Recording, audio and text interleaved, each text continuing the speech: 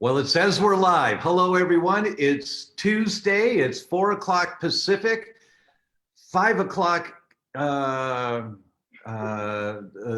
somewhere, 6 o'clock Central. We're in Central time zone now here in Costa Rica. 7 o'clock on the East Coast, midnight in Dublin, 1 a.m. in Italy, and 9 a.m., I believe, Wednesday morning in Australia, and it's Facebook Live. Hello, everyone. It's really great to see you. And our guest today, I am really happy to have Jenny Levine Finke with us. Hi, Jenny. Hi, thank you for having me. Oh, it's such a pleasure. And I want to introduce Jenny to you. She reached out to me kind of courageously, the way she did it, and said, would you read my new book and write me a foreword to the book? And it was just really sweet what she said and how she said it. And I said, well, yeah, send the book over. So she did, and it's really a good book. It's about wheat-related disorders and what happened to her. And how did you come up with the title? I thought that title was really great. Yeah, the title is Dear Gluten, It's Not Me, It's You. And there's this woman who has this t-shirt and she posts it on Instagram and stuff, and it says, Dear Gluten, we're never ever getting back together, which is a play on the Taylor Swift song, We're Never Getting Back Together. And when I saw that shirt, I thought, that's it. Like, breaking up with gluten is like breaking up with, a bad boy ex-boyfriend kind of thing. And it felt like a breakup. It felt like a devastating breakup to me. And so that title just kind of came to me in a brainstorm with my husband, and it stuck. It's really sweet. I mean, it puts a smile on the face right away, and it suggests there's a story here. There's a story to be told, and we'll talk more about the book. But I want to do a shout out here, which I always do. And Jillian was the first one here from Cleveland. Hey, Jillian. Kelly's here. Hello, Kelly. Dorada's here from New York. Hey, Dorada. Thanks for being here. Anisha's here from Illinois. Debbie's in British Columbia. Jim's in Naples, Florida. Kat's in Kentucky. Steph is in Missouri. Hyesun. Hyesun's here from Las Vegas. Lindalu's here from California. And it goes on, and we'll say hello to more people as we go along.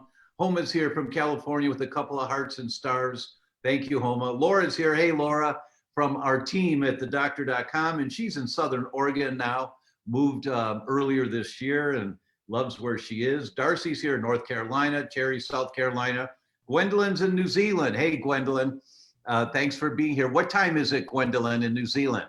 It's Wednesday morning, but what time is it there? I don't know, and it'd be interesting to know. And we'll do more shout outs. And for any of you that have questions about how do I transition off of wheat, or what do I do when ... happens, we've got an expert here now who's lived it. So feel free to put your questions in the Q&A, and then we'll see them there. Marzi said there is no comments. There's chat and Q&A. Oh, Facebook. It's Facebook, not okay. So put it in the comments, and then they will.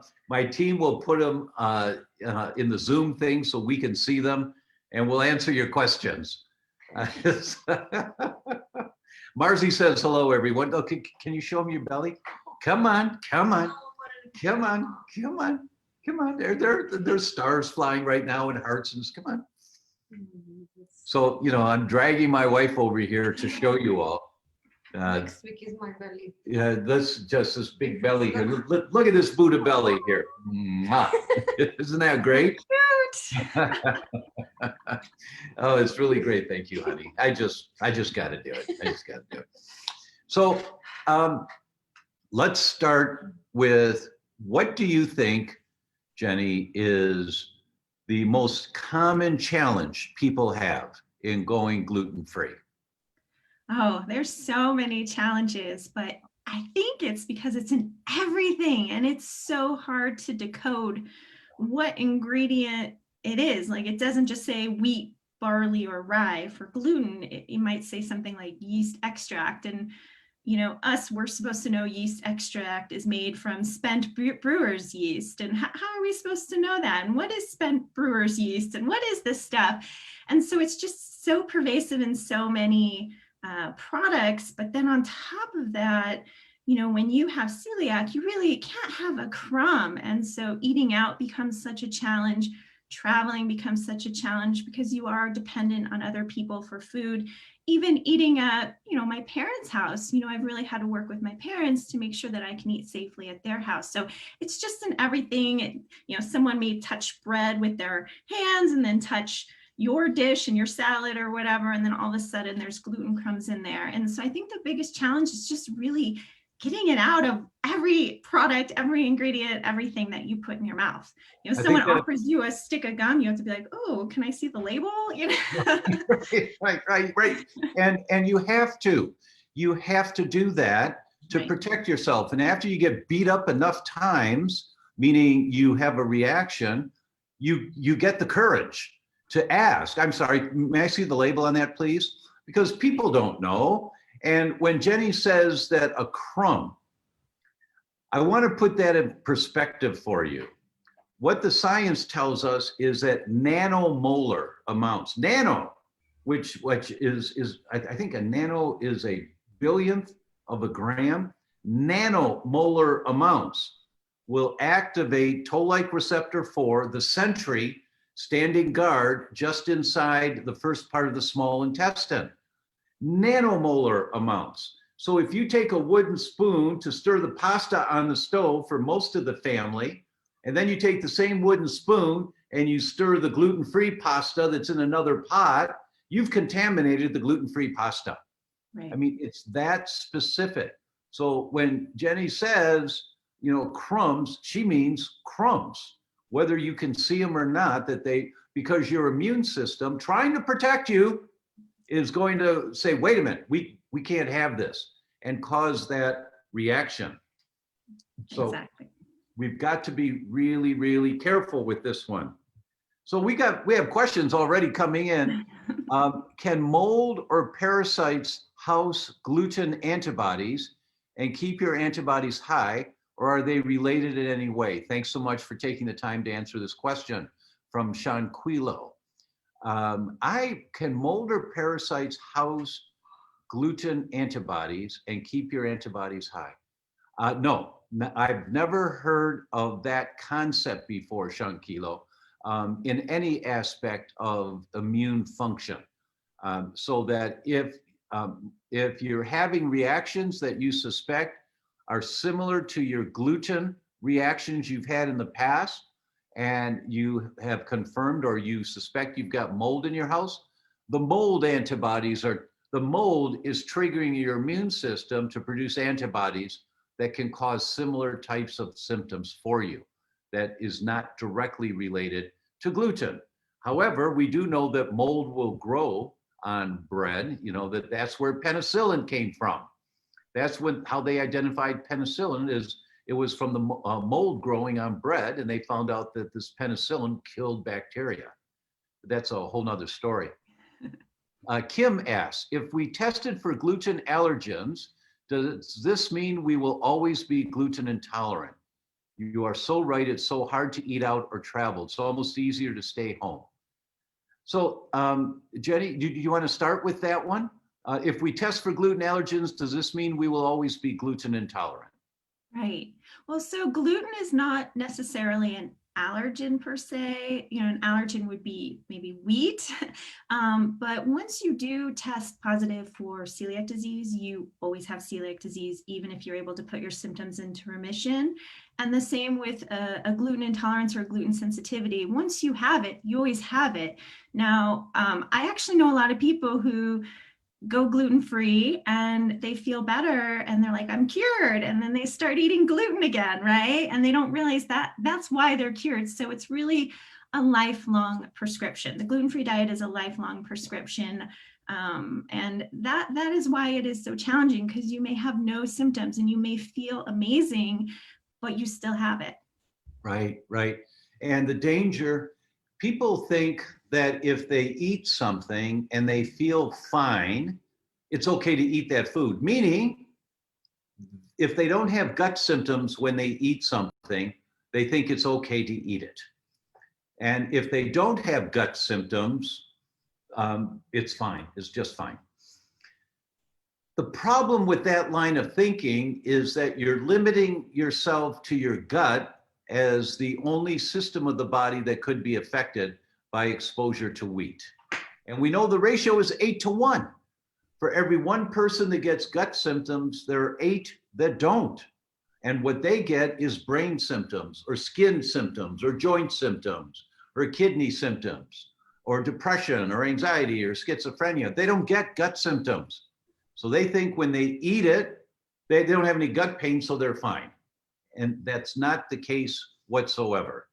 And So go there's ahead. a large amount of people who also have silent celiac or asymptomatic celiac. Right. So That's they might eat gluten and really have no idea. It's a whole different challenge for them. And I don't know the stats, but it's a large number of people who have asymptomatic celiac. And so you're right. Like you can't just say, oh, my gut doesn't hurt, I'm okay.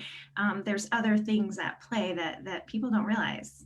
That's right. And because I'm the geek of the duo here, and I read the studies, asymptomatic celiac disease means you don't have any gut symptoms.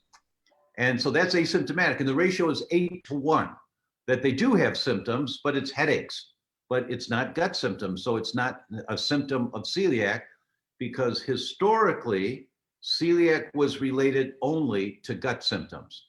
That's back in the 1960s, 1970s, early 1980s. And then the studies started coming out and say, wait a minute, lots of people don't have gut symptoms, but they've got migraines and they go gluten-free and the migraines go away. Or they've got psoriasis and they go gluten-free and their skin clears up. So, and to the question about if we test for gluten allergens or gluten sensitivity, does this mean we will always be gluten intolerant? The answer is yes. And I'm going to give you the analogy here that when you are going to go to Africa, you get vaccinations months and months in advance for all these weird diseases, yellow fever, dengue fever, many different diseases that our bodies don't know anything about. And they give you a shot of yellow fever or dengue fever, but just enough to stimulate your immune system to say, wait a minute, what is this? And your brain says to your immune system, there are generals in your immune system, Army, Air Force, Marine Corps generals sitting around with nothing to do. And the brain says, you general, you now are General Yellow Fever. Take care of this. And General Yellow Fever builds an assembly line. The assembly line starts making soldiers called antibodies that are trained just to go after yellow fever. And so they're going through the bloodstream. They're special forces. And they're going through the bloodstream, firing their chemical bullets wherever they see yellow fever. And when all of the yellow fever bug from the vaccination have been destroyed, General Yellow Fever says, okay, turn off the assembly line. We don't need any more soldiers right now. And so you shouldn't have any antibodies to yellow fever in your bloodstream. Well, you go to Africa, you've got the antibodies because they have a lifespan of a couple, 3 months. And you go to Africa, you're fine.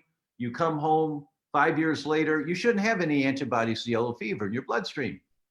But if you're going to go back to Africa, 15 years later, you just need a booster shot 2 weeks before you go. Everybody's heard of booster shots. You don't need it months and months in advance. You just need it 2 weeks before you go. Why? Because the booster shot wakes up General Yellow Fever. Say, oh, let's turn the assembly line back on. And you start making these soldiers, and the assembly line goes for a couple of months. So you're safe when you go to Africa. That's how vaccinations work. Basically, that's how vaccinations work. General Yellow Fever is called a memory B cell. And the memory B cells are lifelong. Most of them are lifelong. The only food that we can find science on that your body makes memory B cells to is wheat, gluten. It's the only food. We can't find any evidence of memory B cells for eggs or for peanuts or for corn. You just can't find any evidence of it. Memory B cells to corn. I can't find any studies on that. But memory B cells to gluten, you've got them, which means General Gluten, who builds the assembly line, once General Gluten has been instructed to build the assembly line, it's lifelong. At this point, that's what we know about once you test positive for elevated antibodies to wheat, is it lifelong? The answer is at this point, yes. There's lots of science going on right now looking for other options, but at this point, we don't know of any other options. Pam is asking, Jenny, can a tooth infection be aggravated and increased by gluten? Can it cause mucus in the throat that won't go away? Ooh, well, I don't know if I know the exact answer to that, but I don't think that gluten is necessarily behind, everything that it would cause an infection, but there are many oral manifestations of like celiac disease or gluten intolerance. Like I personally, I have celiac disease, and for many years I had this weird thing called geographic tongue. It was like these crop circles on my tongue, and they went away as soon as I ditched gluten, because it was really a sign of a nutritional deficiency, actually, because of celiac disease impairing my nutritional ability. So there are oral manifestations, but I might have to turn that back to you. I don't think a tooth infection can be aggravated by gluten, but I'm not a doctor, so I'm not sure. Yeah, I'm sorry, I don't mean to put you on the spot. So I'll screen the questions a little bit more. I'll answer the more medical questions, but you said something really important here. You said that you had a geographic tongue. Right. And I'm going to ask you, can you show us your tongue now? Oh yeah, I don't have it now. Gosh, you're going to make me stick out my tongue on Facebook. Yes. Come on. Put it out here, girl. Put it out. All right. Perfect. Thank you so much. That's a normal looking tongue. Right. So everyone later, or you go to another box on your desktop or laptop and go to Google and type in geographic tongue and look at the pictures. Right. And you'll see right away, say, oh my God, well, my cousin's got that. And you'll see right away what a geographic tongue is. And it's something that develops over years from a nutritional insufficiency or deficiency. And also the Chinese say it's also a lot of tension in the organs, that there's all this stress, lots of stress hormones and inflammation and tension in the organs that contributes to a geographic tongue. So that's just one of the side benefits that you can clear up your tongue. So the question about the tooth infection, when you have a sensitivity to wheat, not everyone does, most people do, but not everyone. But when you have a sensitivity to wheat, you're putting gasoline on the fire. You're creating more inflammation in your body. And wherever that inflammation occurs, it can target any tissue in your body, and it can make a little problem a much bigger problem, whatever it is. So yes, it's possible that if you have a sensitivity to wheat, could that be affecting a tooth infection? Yeah, absolutely. Absolutely. It's really a gum infection for most people that is around one tooth, as opposed to the tooth itself being infected. It could be a tooth infection though. And I saw here a minute, where was it? The person in New Zealand said that it was it 1 in the afternoon? Just a minute here. I'm going to find that again. Oh, well, it's not there right now. I can't find it, but I think it was 1 in the afternoon in New Zealand. So thank you so much for sharing that with us. Karen asks, is it a similar concept with barley grass as for gluten? And Jenny, it's okay to say I'll pass on any questions. I don't want to put you on the spot, but you may have had some experience with some of these questions. So. Right. Well, and it's funny that someone asked about wheatgrass and barley grass, because you and I went a little bit back and forth on that. So wheatgrass is actually not the gluten part of the wheat stalk. So the protein gluten is in the seed of wheat. So wheatgrass and barley grass are technically gluten-free if grown properly and tested properly. And there are many products like green juicing products that'll have wheatgrass or barley grass in it, and you'll see they're certified gluten-free by a third-party agency. So they are technically gluten-free. You do want to be careful, and you do want to look for that certification or that extra level of confidence. But you might have some thoughts on that as well in terms of barley and wheatgrass. I know you have thoughts on that. Dr. Don Casarda at the U.S. Department of Agriculture is one of the grandfathers in the world of wheat-related topics from a government perspective. And I asked him the question about wheatgrass and wheatgrass juice a number of years ago, and his response just startled me. He said, it's somewhere around day 17 of wheatgrass sprouts when they're growing, somewhere around day 17 where the genes get turned on to start producing the protein. The concentration of protein is in the seeds, but there is a little protein in the grass. And it's around day 17 where that starts. So if you're harvesting your wheatgrass around day 11, 12, maybe even 13, you should be safe.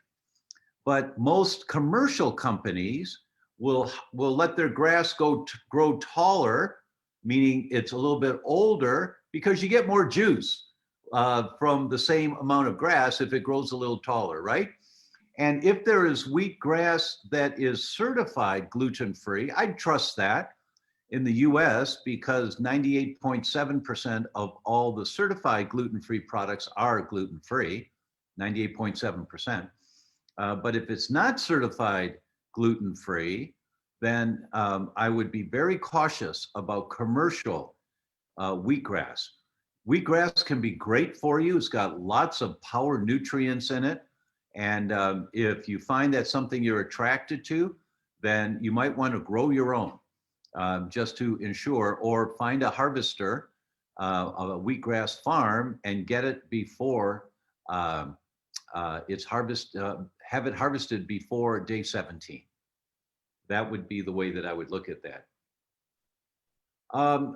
Shanquila asks, how long would it take gluten antibodies that are 273 on LabCorp tests to go down, and what tests do you recommend? Okay, my power is going down. Can I have the charger? Thank you. Marzi's like, okay, my power's going down too. Well, at least for the moment, I get priority. That doesn't happen very often, but for the moment, I've got priority. Shanquila, the antibodies go down when you are squeaky clean, gluten-free, squeaky clean. How fast they go down depends on the other foods that you choose to eat and your microbiome. That it depends. Some people will have, for example, a sensitivity to corn, and they don't know they have a sensitivity to corn, but if they keep eating corn, they'll still produce gluten antibodies. That's called a cross-reactivity. The same is true with dairy, a cross-reactivity. Jenny, have you had any experiences with other foods causing problems for you? Right. I think when I first went gluten-free, I ate tons of almonds, but I don't think that was the problem. But I did notice, and a food sensitivity came back with almonds, but I also feel like I was just eating too many of them at the time. But yeah, I don't have cross-reactivity, but in my community, in the gluten-free community, I hear about a lot of cross-reactivity with oats and corn, and a lot of people having trouble digesting the protein in dairy and things like that as well. But not personally, I haven't had that. And I do attribute that to the hard work that I put into, really healing my gut and sealing my gut in the years following my celiac diagnosis. But I realize some people just have that reactivity. Right, right. So possibly what happened to Jenny with almonds, and this is good for everyone to think about, is that as she was transitioning out of wheat and wheat products, she went to almonds because almonds are healthy. But when you've been gluten sensitive for years, you alter the microbiome, you alter the composition. How many of the good guys do you have in your gut? How many of the bad guys do you have? You alter all of that, so you get an inflamed gut, an inflamed microbiome, which gives you intestinal permeability, the leaky gut. And if Jenny was eating a lot of almonds while she was transitioning her microbiome to a healthier, the day you stop eating gluten, the inflammation doesn't go away, right? You just stop throwing more gasoline on the fire, but there's still a fire, right? And that fire in your body, part of it is the microbiome. And you have to rebuild the healthy microbiome. So Shaquillo, sorry, it's a Shanquillo. It's a new name for me. When you're wanting to go gluten-free and heal and get the antibodies down, you really have to have a big picture understanding of this. It's going to take a little while. I mean, you start feeling better right away as soon as you stop throwing gasoline on the fire. Why? Because if you stop throwing gasoline on the fire, the size of the fire goes down a little bit. You know, if you're standing near a fire and someone throws gasoline on it, whoosh, and you feel scorched, you know, it's really hot. But if they stop throwing gasoline on the fire, you can stand by the fire, but there's still a fire, right? So when you stop eating wheat, you stop throwing the gasoline on, but you still have a fire in your gut, and you have to rebuild the microbiome. And we've got lots of videos on that at theDr.com, and lots of guidelines and handouts. And our clinical services team walks people through how to do that. You know, we can't do that now. That takes way too much time. But that's the concept that you want to think about and understand.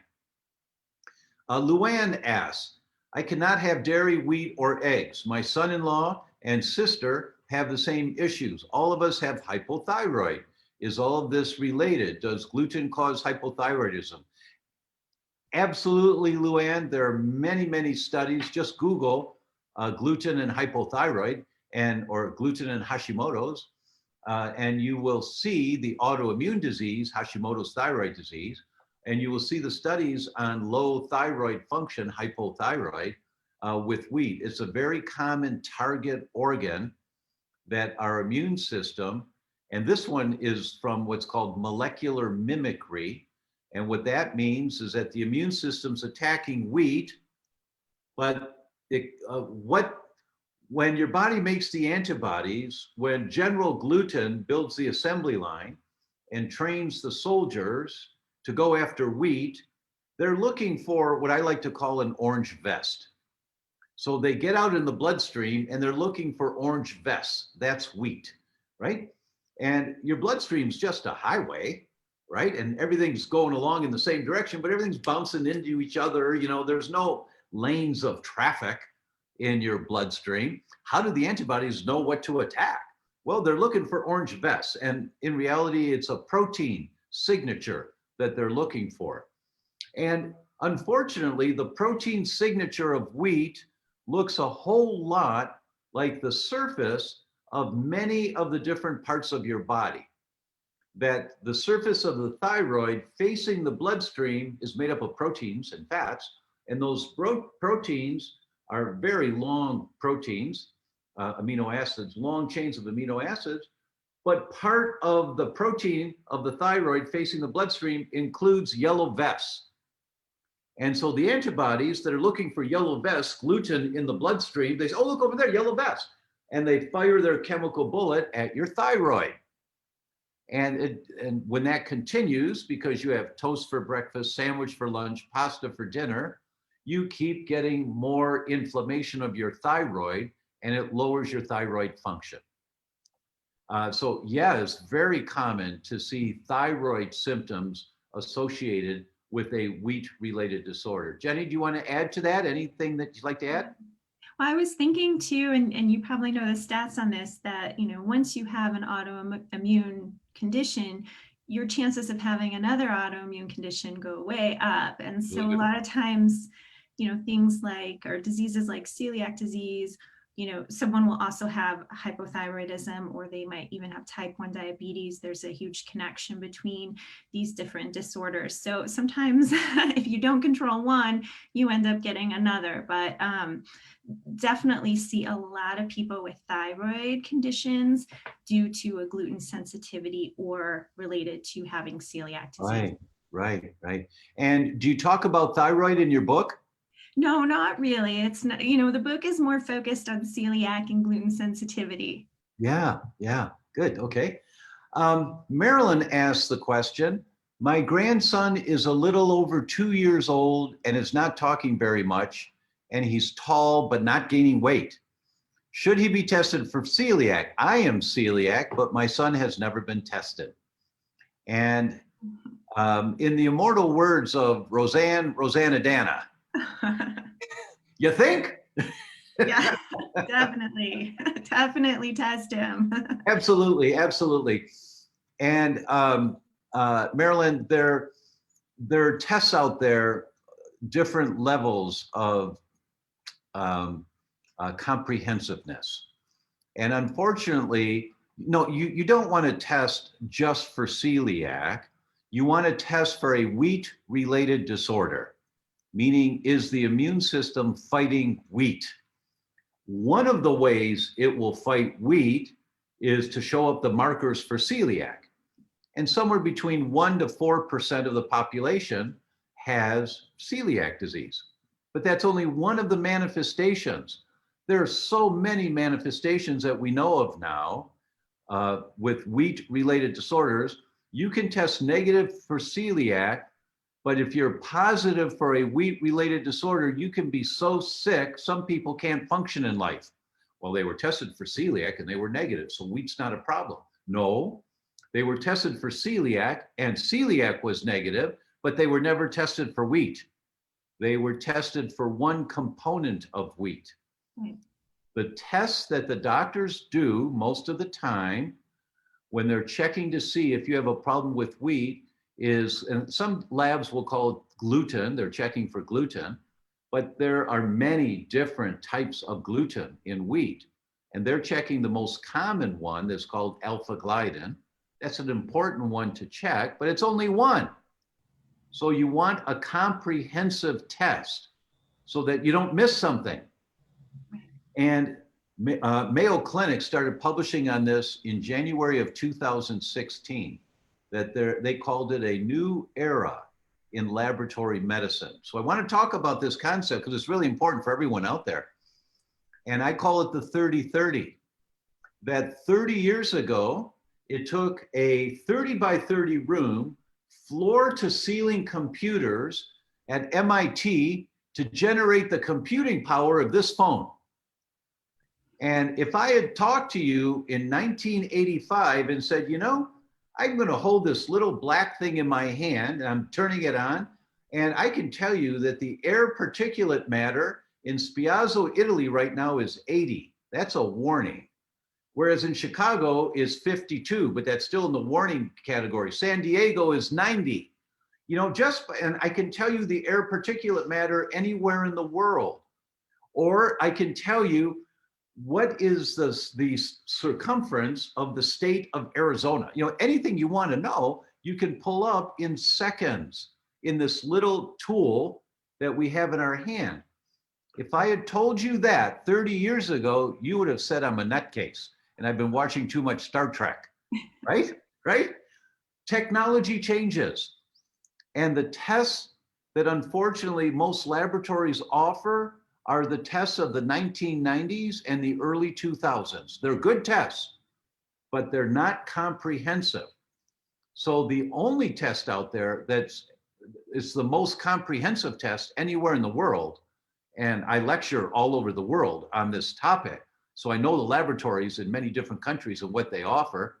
Actually, when I'm going to give a lecture, I get down there a little bit early and I walk around and I look at all the vendors and see who's there and what they're offering, because I might talk about it on stage. And I look at the laboratories and I look at their list of what the tests are. They are, okay. And then I go to the next one. And so I know the most comprehensive test in the world is called the Wheat Zoomer. because you zoom in on the problem.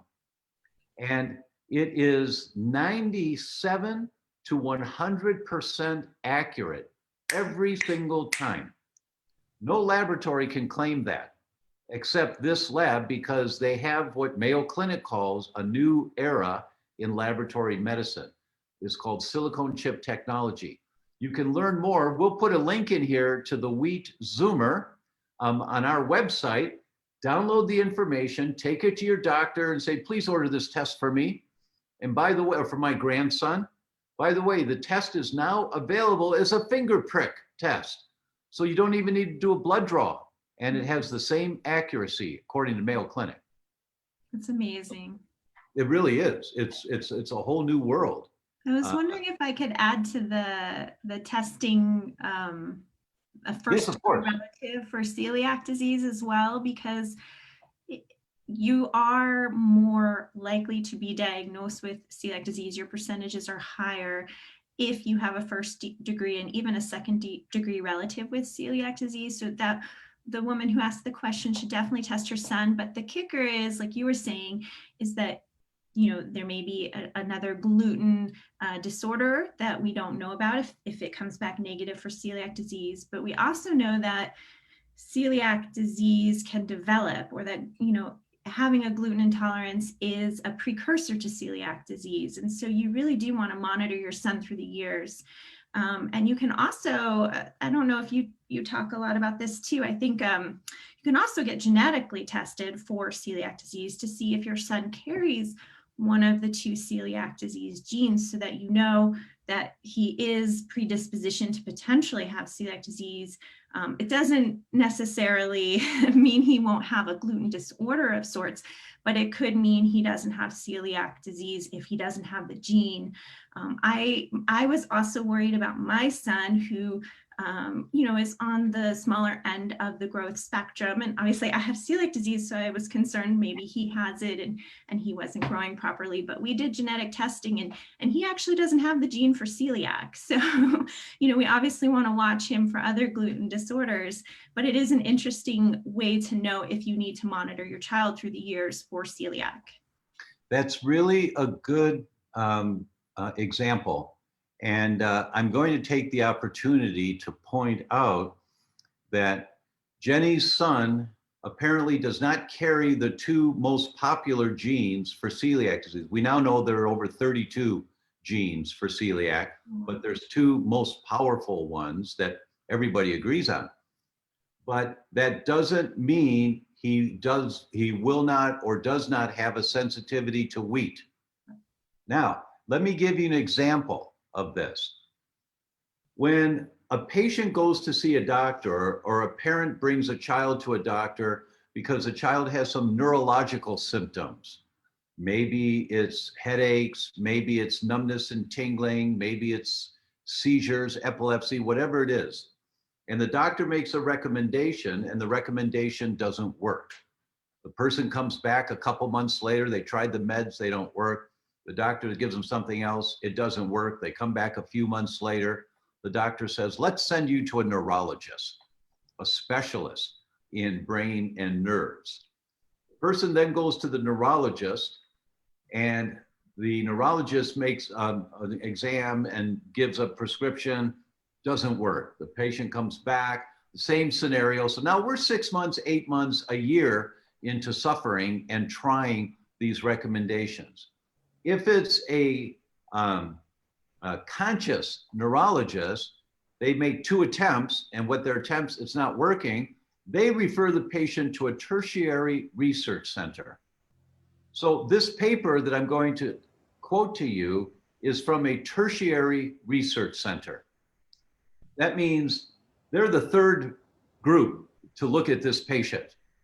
And they publish and say, and these are not celiacs, they published and said, when the cause of a neurological condition is known, meaning they can find it, the percentage of people with elevated antibodies to wheat is 5%, not too much. When the cause of a neurological disease is unknown at a tertiary research center, the percentage of people with elevated antibodies to wheat is 57%. And they put those people on gluten-free diets, and a lot of them get better. Incredible. But they're not celiac.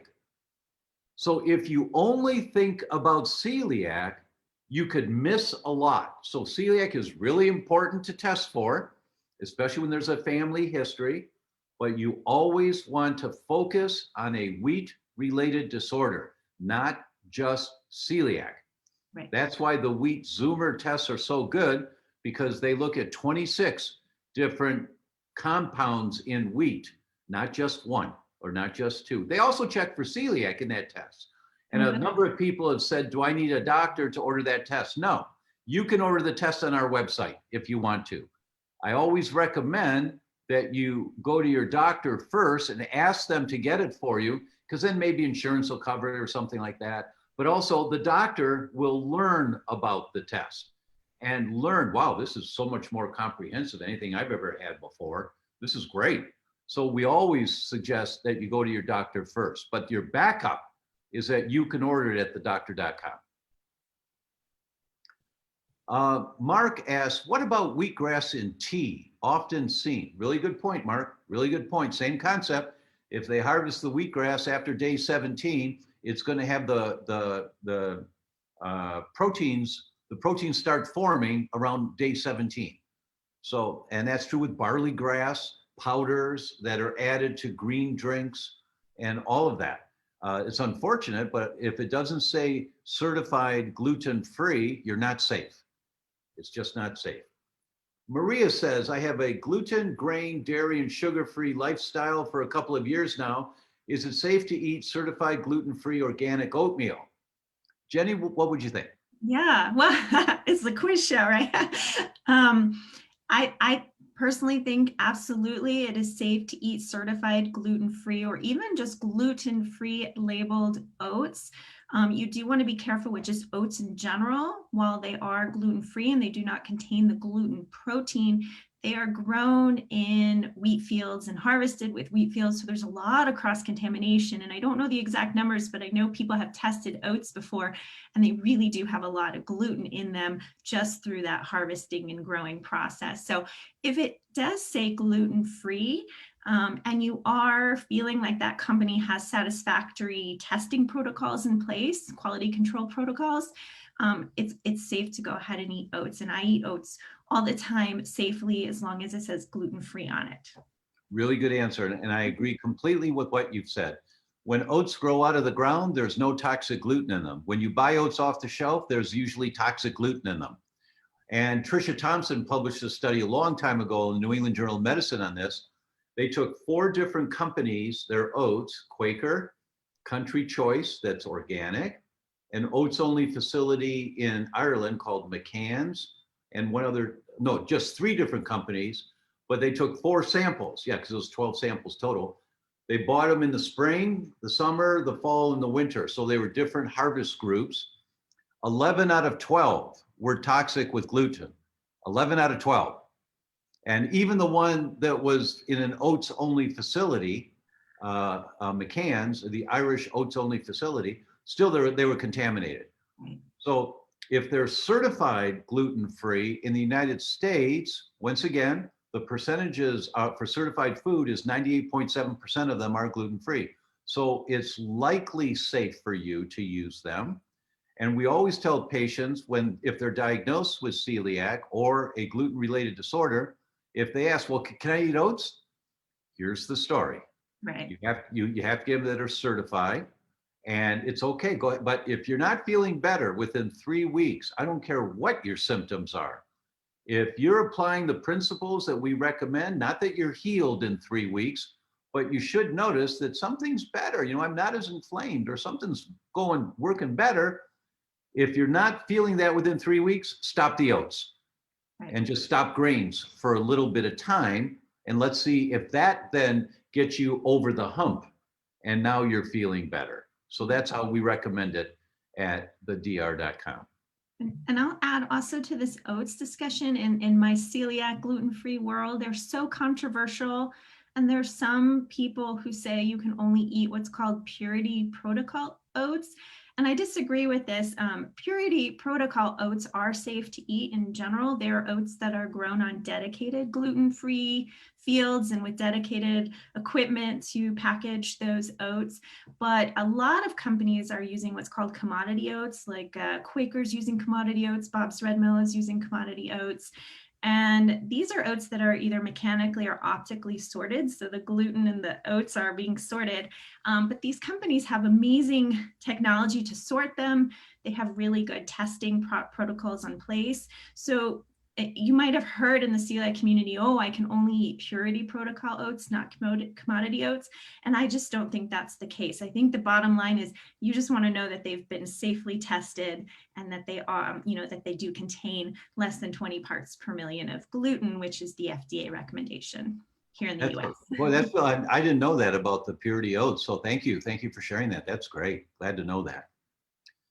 Quincy says, TMI warning. I don't know what TMI means, but. Too much information. Thank you. I was recently diagnosed with non-celiac gluten sensitivity. I believe my sweet 8-year-old daughter has this too. She tested negative for celiac at the PEDS clinic.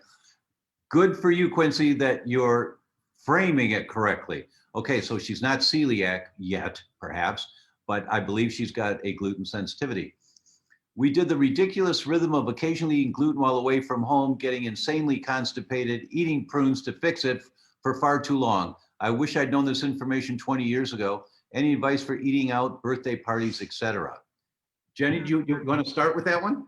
Right. That's where it gets tricky is you just want to feel normal and you just want to eat the cupcakes or the pizza, especially for children. The burden for children is so hard. And this is where, you have to teach your child, no matter how old he or she is, to really advocate for themselves and to bring their own food. And I think we're seeing with this next generation of children, like my children who are now teenagers, we're seeing a different kind of understanding with gluten sensitivities and other food allergies that parents are more accommodating to them. But really, if you're going to go to a birthday party, talk to the mother, talk to the father, say, what are you serving? And you would want to send your 8-year-old child with something similar that is gluten-free. So, keep a stash of gluten-free cupcakes in your freezer just in case, put an apple in there too if you can as well. That's a really good suggestion. Right. And also the what was the name of the star of Gone with the Wind that Clark Gable said, frankly, my dear, I don't give a damn. Scarlett O'Hara. Yes, Scarlett O'Hara. So what would Scarlett O'Hara do? She would eat before she went to a dinner. So she just nibbled a little bit at the dinner, right? So feed your kid before they go to a party so they're full and they won't have a lot of cravings. That also can help. Let's see. Shanquila says, after went gluten-free 9 months later, still don't feel well. Ochratoxin A on the oats test, could that be the reason? Oh, absolutely. Absolutely. Shanquila, we call it the tax rule, TACKS, the tax rule. Sit down on 4 tacks. You jump up really quickly because it hurts a lot. Take 2 tacks out. Sit down again. You don't reduce the pain by 50%, right? Right? That there's more than one thing that causes problems. And if you've got elevated, what she's referring to in a urine test she did, there were metabolites of mold in her body. So she's got a mold infection in her body, and that is nasty. That absolutely is nasty. And you really want to work with someone that knows what they're doing on that. Our team here at theDr.com, very experienced with mold. Lots of functional medicine doctors know about mold. My friend, Dr. Jill Carnahan, is a world expert on mold. She's got great handouts on her website, but don't do this yourself because you'll be struggling for a long time to try to figure it out. Jenny, anything you want to add to that one? Yeah, well, when I read her response to that, she didn't feel well after going gluten-free for 9 months, it just sounded a lot like my story. I was diagnosed with celiac disease, and it was like, yeah, I felt marginally better after ditching gluten, but I realized I hadn't really healed my body and hadn't really addressed the wounds left behind. It was almost like I took out the knife that was in my gut, but I didn't do anything to nurture the wounds. And so I really relate to that story in terms of, yeah, gluten-free, gluten has got to go. It's what's causing all this damage, but just removing gluten isn't necessarily going to like heal your body overnight. You got to do some other things. There might be other foods you need to eliminate. You might need to rest your digestive system. You might have other things going on in your body as well. So I just related to her story so much. Yes, I can understand. Yeah. And that's what your book's about, is all of the effort and struggle that you went through, and how and I, in the foreword, I wrote, this gal fell down and picked herself up so many times because she wanted to be well. And so this book is the journey. Shanquila, I strongly suggest you get this book, because the journey's in front of you, and it's not as simple as some doctors present it to be, to find out what's going on. Mark says, Bob's Red Mill is a good source for oats. They test numerous times to assure it doesn't test for gluten when leaving their properties. Thanks for that, sharing that, Bob. And that brings up a point I want to introduce to everyone. And we need some guidelines to follow. And so we follow the gluten-free labeling guidelines. That's good, right? That's good. But there are problems with it. That the testing equipment they're using to see if there's any gluten in the product tests for alpha gliadin. One component of the many gluten proteins in wheat. And they only test for alpha gliadin, because that's the testing equipment commercially available for food manufacturers to buy and to use. Alpha gliadin is the most common gluten protein, but there is a family of gluten proteins, and nobody's testing for the other ones. Or the other components of wheat, they're called amylase trypsin inhibitors. Or the components of wheat that really affect your brain, called the gluteomorphins and the prodynorphins. Nobody's testing for those in the food. So they can label it gluten-free if it doesn't have the gliadins in it, the alpha gliadins. But, well, what about gluteomorphins? Well, I don't know. We didn't test for that. Well, what about amylase trypsin inhibitors? I don't know. We didn't test for that. And it's the amylase trypsin inhibitors that nanomolar amounts activate your immune system. Nanomolar amounts. So you have to understand, even if the food is labeled gluten-free, it may not be wheat-free. And that's a really important differentiation that like throws people into chaos with, oh my God, what am I going to do? So you go with the gluten-free recommendations, but in 3 to 6 months, you always retest. So the rule is test, don't guess. And the Wheat Zoomer is the most comprehensive test, and you can do it as a finger prick now. And you find, oh my God, look at all these. Out of the 26 different types of compounds in wheat that they test for, I've got 14. Oh my God, great, now you know. And in 6 months, you go gluten-free, you follow Jenny's protocol. Every time you fall down, you pick yourself up. Here's some recipes that you can try and all that. In 6 months, you're feeling better. You go back and test again. Well, I don't need to test because I feel better. No, you do, because the inflammation is still killing off cells, killing off cells, killing off cells. If your symptoms are better, but there's still inflammation going on. And that is the only way that I know of to be clear, to be certain that you are successful at being wheat-free, not just gluten-free, but wheat-free, is to retest after you feel better. And if you're not feeling better, you're missing something, as we said about the oats. Start with certified gluten-free oats like Bob's Red Mill. Thanks for sharing that information about Bob's Red Mill. But they're only checking for alpha gliadin. They're not checking for anything else. So sometimes the certified gluten-free oats are still giving people problems, right? You know what's interesting too, Dr. Tom, is that there is an ingredient that we're seeing in more and more products, Char, which is a gluten-free brand, a international gluten-free brand, very popular in Europe. they're using an ingredient called wheat starch, which is gluten-free. So someone who is gluten-free can eat wheat starch, but what you're saying is that potentially there are more problems with eating any sort of wheat, even if the gluten has been removed from the starch. That's exactly right. There's a study that came out of in the early 2000s out of Japan. They took world-class athletes who developed exercise-induced asthma. And there was a rash of them in the Japanese, the Olympic team and other really high-level athletes. Within 1 year, there were a bunch of them that got asthma. They never had asthma before. And what did they find? They found that it was the soap that they were using, that some company said the official soap of the Japanese Olympic team, right? But the soap had wheat starch in it. Wow. And they developed asthma from it. They developed what's called exercise-induced wheat-dependent asthma. And so you can't have any components of wheat when you have elevated antibodies to wheat. And so the first thing you do is the wheat zoomer, because it zooms in on the problem. It's very accurate. It also tests for intestinal permeability, the leaky gut. So you find out about that at the same time. And then you apply your protocols, but you always go back to check 6 months or a year later. Well, I feel fine. I don't need to spend the money to recheck. Here's the problem.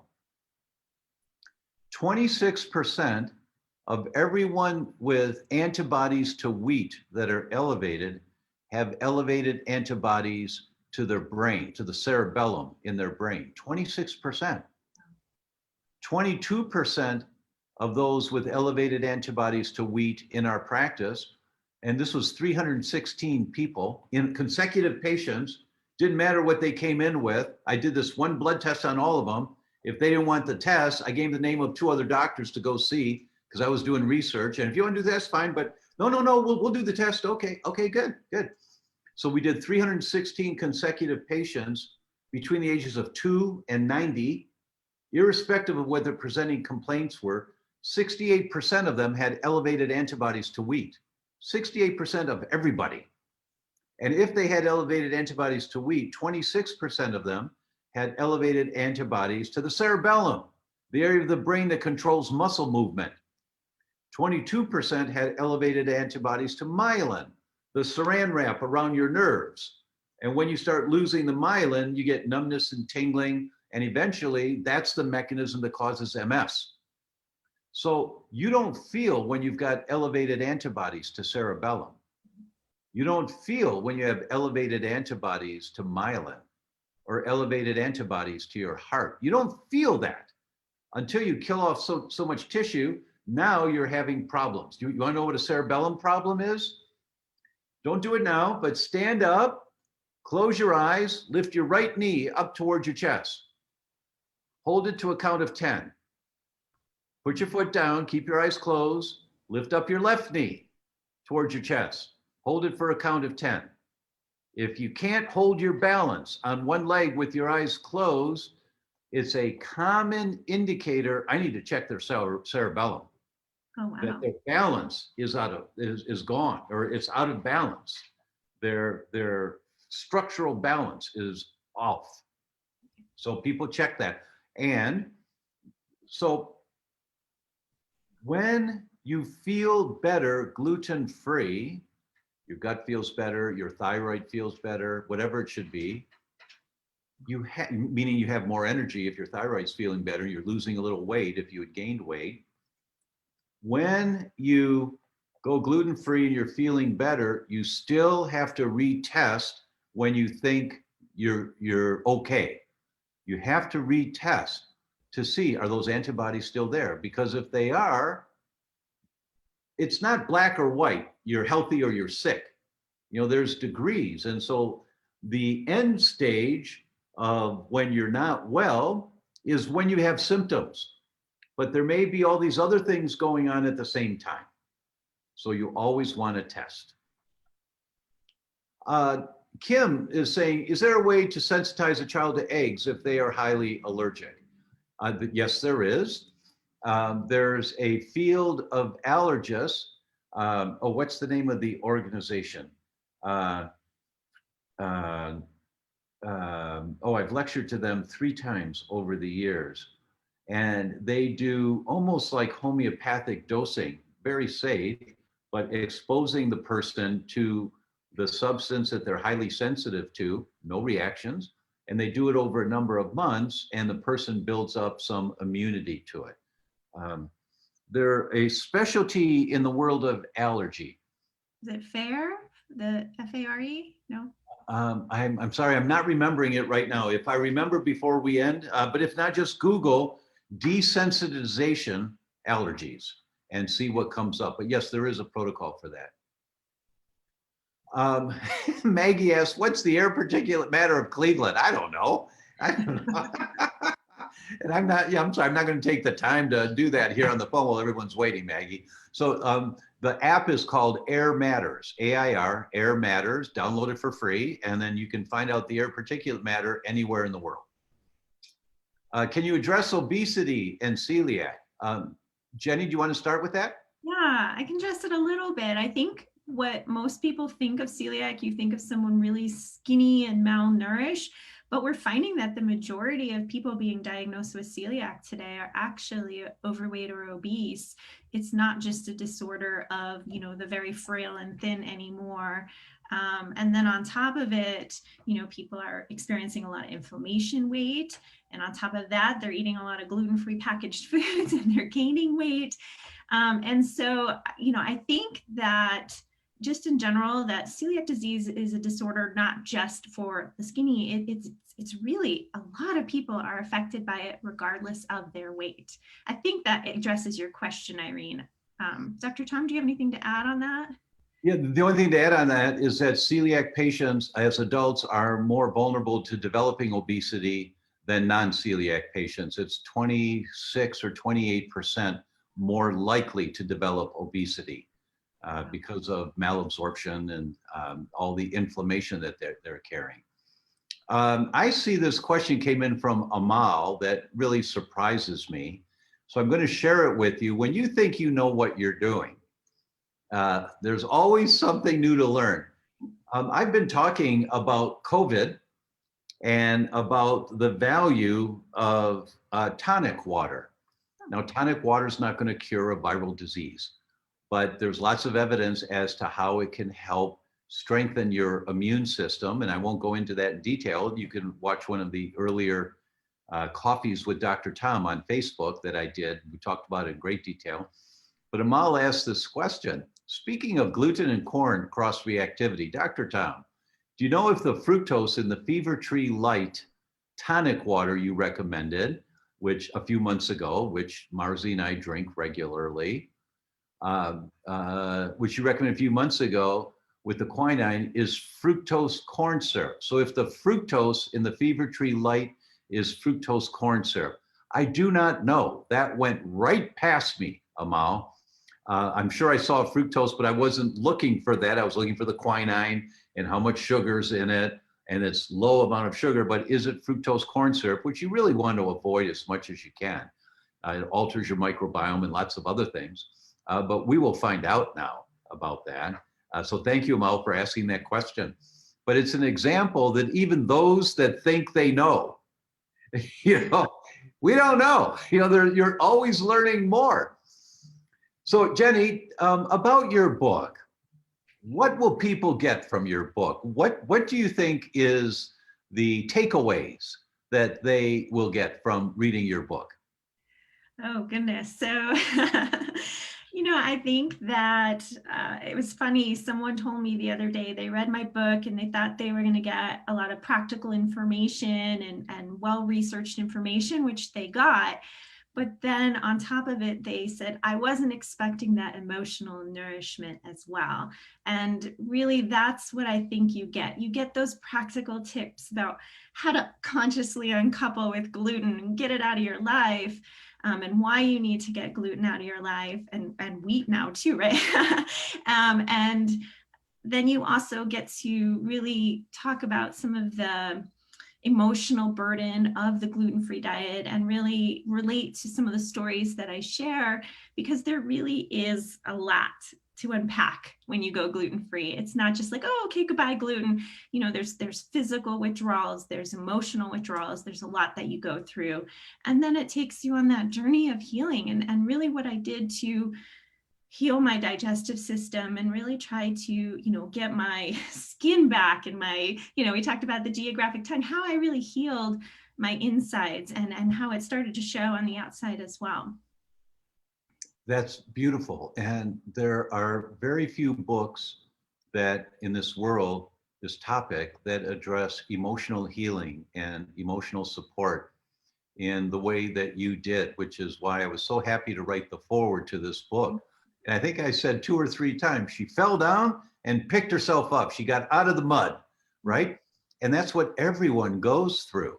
So kudos to you, Jenny, on this book. I hope everyone will spend the $15 or whatever it is, go to Amazon, buy the book, write a little comment in Amazon down below about the book, because it helps the author when there's comments there. Amazon, oh, look at all these comments, these 5-star comments. Wow, let's make this book a little more visible out there in the world, because this is a book that can save a lot of lives.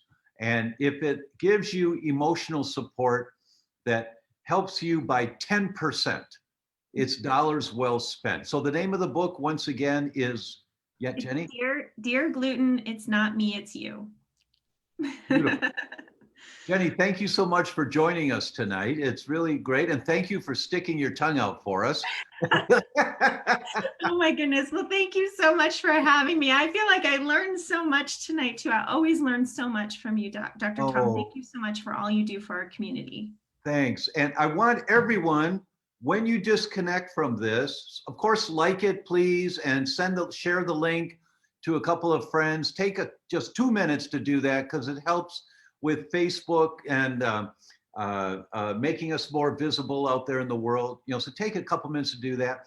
But then after you've done that, just go to Google, type in Geographic Tongue, and look at the pictures, and then just visualize her tongue used to look like that. And sorry, Jenny. And all she did was go gluten-free. That's what happens to your organs when you stop throwing gasoline on the fire. Because your body always regenerates. You know, you have an entire new body every 7 years. Every cell in your body regenerates except for your teeth. So what kind of cells are you regenerating? Healthier cells or sicker cells? It just depends on how much fire is going on in your body, how much inflammation is. So stop throwing gasoline on the fire, right, is the goal. So look at the picture of Geographic Tongue and then imagine in your body what that might look like. It might be acne and the skin's going to clear up, or psoriasis, or it might be new brain cells that are younger and stronger and healthier. But the graphics, the visual can help you to reinforce the importance of doing this. And with that, I'll say once again, Jenny, thank you so much for joining us. And thank you, everyone. We will see you next week, same time, same place. Love you all. Bye-bye.